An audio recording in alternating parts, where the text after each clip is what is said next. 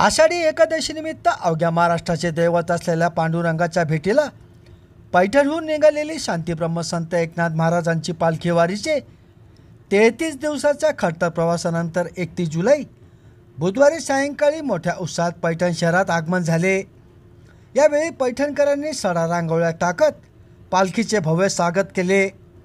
शांतीब्रह्म संत एकनाथ महाराज यांचे पंजोबा संत भानुदास महाराज यांनी आषाढी वारी निमित्त सुरू केलेली पंढरपूरची पालखी वारीची परंपरा आस्थागतपणे सुरू आहे।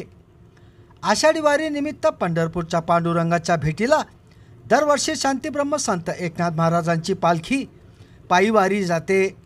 या वारीत शेकडो भाविक भक्त वारकरी अक्षरशः काठे चिखल तुडवत बेधुंद होऊन भानुदास एकनाथचा गजर करत 19 दिवसांचा प्रवास करून पंढरपूरला दाखल होतात। परतताना 14 दिवसाचा पायी प्रवास करत पैठणला पोहोचतात। विशेष म्हणजे संत एकनाथ पालखी वारीच्या रस्त्याचे काम अपूर्ण आहे। रस्त्यांची अत्यंत बिकट अवस्था झाली असताना प्रशासनाचे याकडे पूर्णपणे दुर्लक्ष केले जात असल्याने वारकऱ्यांना असह्य संकटांचा सामना करावा लागतो, हे येथे उल्लेखनीय। शांतीब्रह्म संत एकनाथ महाराजांच्या पालखी वारीचे 31 जुलै बुधवारी सायंकाळी मोठ्या उत्साहात पैठणला आगमन झाले। वारीत सहभागी झालेले वारकरी भाविक भक्तांचे पैठणकरांनी मोठ्या उत्साहात स्वागत केले।